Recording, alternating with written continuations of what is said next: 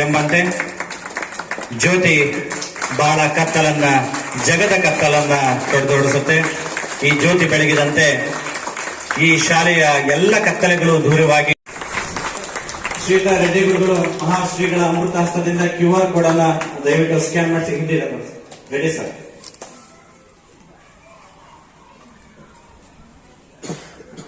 ಗುರುಗಳಿಗೆ ಗುರುದಕ್ಷಿಣೆಯನ್ನು ಕೊಡುವುದನ್ನು ನೋಡಿದ್ದೀವಿ. ಅದೇ ಗುರುಗಳಿಂದ ಶಾಲೆಗೆ ಗುರುದಕ್ಷಿಣೆ ಕೊಡ್ತಾ ಇರೋದು ವಿನೂತನವಾದಂತಹ ಕಾರ್ಯಕ್ರಮ.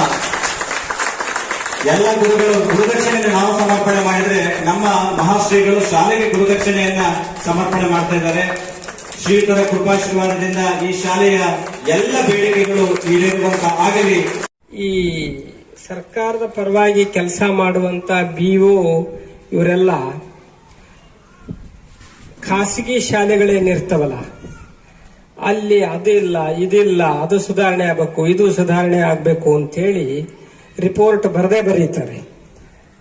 ಖಾಸಗಿ ಶಾಲೆಗಳು ಬಹಳ ಚೆನ್ನಾಗಿ ಕಾಳಜಿ ವಹಿಸಿ ಅದೆಲ್ಲ ಮಾಡಿರ್ತವೆ. ಆದ್ರೂ ಅದಿಲ್ಲ ಇದಿಲ್ಲ ಅಂತ ಮತ್ತೆ ರಿಪೋರ್ಟ್ ಹಾಕ್ತಾರೆ. ಆದ್ರೆ ಈ ಗೌರ್ಮೆಂಟ್ ಕಾಲೇಜ್ ಸ್ಕೂಲುಗಳಲ್ಲಿ ಅದೇನು ಬಂದು ರಿಪೋರ್ಟ್ ಮಾಡ್ತಾರೋ ಗೊತ್ತಿಲ್ಲ ನಮಗೆ.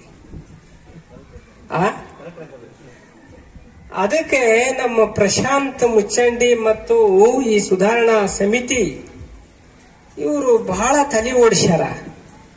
ಏನು ಅಂದ್ರೆ ಇಲ್ಲೇನು ಬಹಳ ಎಲ್ಲ ಐತೆ, ಗೌರ್ಮೆಂಟು ಸ್ಕೂಲುಗಳಿಗೆ ಅದು ಮಾಡೈತಿ ಇದು ಮಾಡೈತಿ ಎಲ್ಲ ಮಾಡಿದೆ, ದುಡ್ಡು ಕೊಟ್ಟೈತಿ ನಿಜ.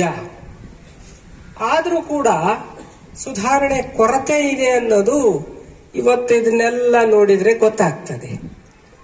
ಅದಕ್ಕೆ ಅಲ್ಲಿ ಕೆಲಸ ಮಾಡುವಂತ ಶಾಲೆಯ ಶಿಕ್ಷಕರು ಗುಣಾತ್ಮಕವಾದ ಶಿಕ್ಷಣ ತರೋ ಪ್ರಯತ್ನ ಮಾಡಬಹುದು. ಆದ್ರೆ ಅಲ್ಲೇನು ಇದು ಇರ್ತದಲ್ಲ, ಕೆಲವೆಲ್ಲ ಉಪಕರಣಗಳು ಅಥವಾ ಸುಧಾರಣೆಗಳು, ಕಟ್ಟಡಗಳು, ಮತ್ತೊಂದು ಏನು ಇರ್ತದೆ ಅದು ಎಲ್ಲ ಮಾಡೋದು ಅಂತಂದ್ರೆ ಅವರಿಗೆ ಬಹಳ ಕಷ್ಟ ಆಗ್ತದೆ.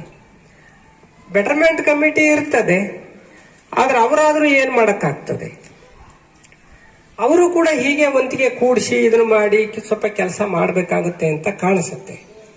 ಅದೇನೇ ಇರಲಿ, ಆದ್ರೆ ಪ್ರಶಾಂತ್ ಮುಚ್ಚಂಡಿ ಅವರು ಈ ಸ್ಕೂಲಿನ ವ್ಯಾಪ್ತಿ ಏನಿದೆ, ಈ ವ್ಯಾಪ್ತಿಯನ್ನ ದಾಟಿ ರಾಜ್ಯದವರೆಗೂ ತಲುಪಬೇಕು.